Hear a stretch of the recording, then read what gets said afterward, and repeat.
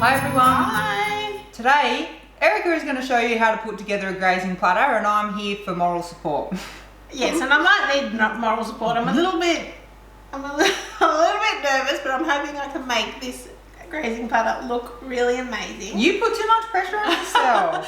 So we have everything laid out here. So what we might do is go through all of the things that we've got to go on our grazing platter, and then after that we'll put it together and try and give you some tips for making yours look delicious.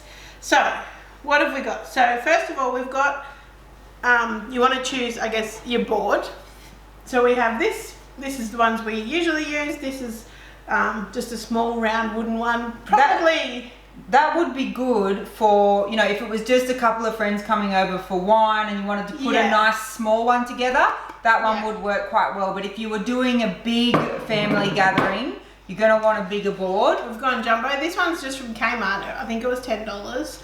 But this is what we're going to go with today. And then I've also got an array of small bowls here. I've just kind of raided my cupboard and got out some small dishes that I can put like dips and olives and berries and that kind of thing in, to kind of, because we'll probably lay those out first to kind of lay the groundwork. And then I've got the things that we're going to put on the grazing platter. So we've got two types of cheeses. We've just gone with ones that we like. So we've got just a Mersey Valley cheddar cheese, and Dan's favourite, which is this cranberry. Did you open it? Yeah, I just opened so it was easy. It is very difficult to open. I was like, yes, don't tell me it's ruined. Wensleydale cranberry cheese. We're not big kind of blue cheese or anything, people, but whatever your favourite cheese is. We don't eat a lot of camembert or anything either, yes, so we've gone with our favourites. But camembert and brie are good because they're circles, so that can they look nice. That can contrast to a square type cheese. Yes. So, and we've also got some ham and some salami here that we're going to use, and then we've got a couple of dip options. So we've got a basil pesto dip and a caramelized onion dip, and we've got some olives. We've got some blueberries, some cherry tomatoes, some baby cucumbers. So we might not use all of this, but I was just kind of getting all my options out so that I could see how I went. So I've got some of these cucumber pickles that I made, and then also we've got our cracker options. So we've got some seed crackers and some almond crackers. So that is our ingredients. So now we're going to try and put it all together. So if you're looking for some recipes for putting your grazing platter together, we have a grazing platter cookbook that is a part of the festive ebook bundle that is out right now. And in that book, not only are there a bunch of recipes, including the caramelized onion, the seed crackers, the almond crackers, and a bunch of other recipes in there. The pesto as well. Oh, the pesto is in there, yeah. And also there's hints and tips on how to put your grazing platter together, all of the equipment that we've used. So similar to this, but a lot more info. Yes. So definitely check that out. There's also lots of other Christmas recipes, so you're going to want to grab the festive ebook bundle. But let's start putting this together. So I'm going to start first with my cheese. So I've just cut the cranberry one in half because I think it'll look a bit nicer than the whole square, and I can always replenish it if it gets used up. And then I've got my Mersey Valley one, which I might put over here. And I like that they're kind of different shapes as well, so you could have a round one and a triangle one, but you probably want to lay your foundations out first. So the other things I might do next are my dips. Okay, so I'm going to use this one for my kind of creamy caramelized onion dip, just because I thought that would look nicer. And then I'll put my pesto dip in this one, and we'll kind of lay them out because we want to kind of put the big things out first and then fill in as we go. Okay, so we've got our dips. So I might put this one up here and this one maybe up this end. Now, what else have we got? So I've got some olives that I'm definitely going to want to put into a little bowl. Maybe this one. So I might put that in the middle. Just trying to think of what else I want to put in containers and I would things. say the pickles. So I've got my homemade pickles here. I might just put as like a small container of them because that would kind of go nice with the cheese. So I think the pickles and the cheese go together. I was going to say, for convenience, put the pickles near the cheese, please. For you. I've got another little bowl the same as this one that I might put my blueberries in. Can always kind of try things as well, see how you go. If it doesn't work out, you know, you can change it back or scatter them around if you prefer. I like things in kind of little clusters. You've said to me that it helps create some height and kind of texture to the platter if you've got like bowls and stuff. Yeah. So now I might try putting some crackers, and I kind of like to maybe fan them around the dips or the cheese. So just going to take a little bit of time to collect them.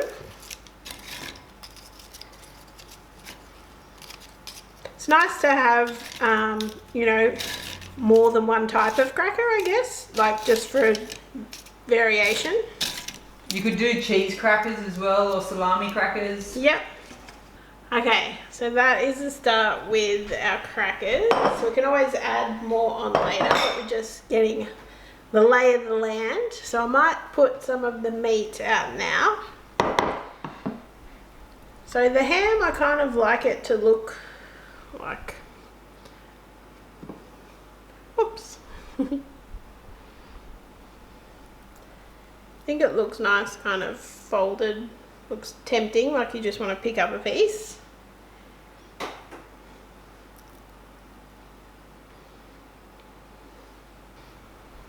Okay, so that is our ham, and with the salami I might kind of just roll it over a little bit just to give it a little bit of interest. You could also kind of spread some dip or some cream cheese on the inside and then roll it up. That would be delicious too. Now I kind of like things symmetrical, but that's not normally how people do a grazing platter, but you can do it however you like. That's the beauty of it. Okay, so that is our meat. Now, do you think the tomatoes, they're quite small, so I might just leave them whole, but kind of put them around in little groups. So I like to have things like that rather than just scatter it everywhere, but you can do whatever you prefer.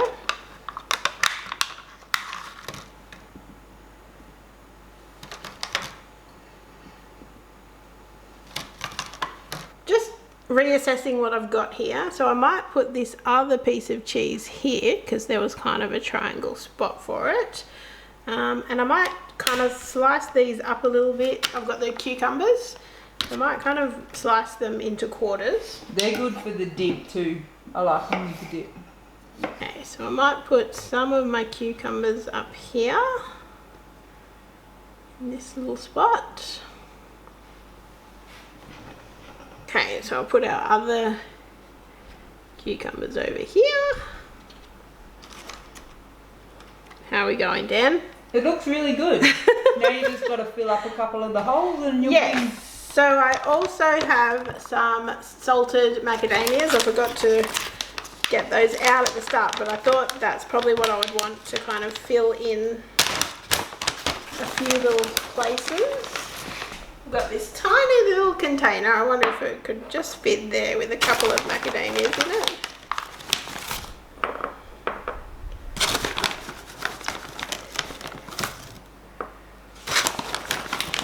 And I'll put a couple over here. Am I going to have to pick this up?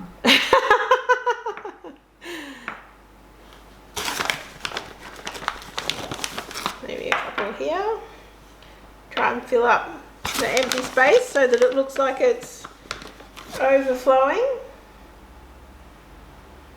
Hey, I think that I'm happy with that. And we've got Are you really happy?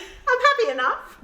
But we have a nice mix of textures and flavors and kind of fresh things, and then, you know, not fresh things. But we've got our cheese, our dips, and I think it's nice to have different color dips if you can, like not all creamy ones. And then like the fresh things and the crackers, the meats, olives. What is not to love about this? You did a great job. I think it looks amazing. I was holding the camera, so my voice might not sound very good while she was putting it together because I was behind the microphone. But I'm really happy with I think how it looks turned awesome. out. I was a bit nervous because, you know, it's not going to look like an Instagram one, but I think it looks pretty delicious, and I'm pretty sure my family is going to enjoy it when they get here. So the thing that we like about grazing platters is that they are pretty easy to put together. Like you can pretty much store buy most of these. You might want to make your own dips, you might want to make your own crackers, but you can definitely buy your own crackers and you could definitely buy the dips. And you get to be creative. I think that's what Erica enjoys about it. Yeah, and the thing about this is it doesn't necessarily seem low carb or keto. Like, yes. People are just going to hoe into this regardless, and we can eat everything that's on it. So, and it has wow factor, Yeah. 100%. People are like, wow, that looks amazing. And it's impressive, and it is always the first thing to go. yeah, that's true. So definitely give a grazing platter a go if you haven't before. If it's your first time and you want some recipes and some other ideas, and also in the book we talk about the supermarket, the best supermarket and online options for crackers and things, grab the festive ebook bundle. But otherwise, give it a go. Share it on Instagram. Show us what your grazing platter. Tag us. Guys, if you've enjoyed this video, as always, please give it a thumbs up. Make sure you subscribe to our channel for December because, as you know, lots of videos every single day. And thank you so much for watching. Bye.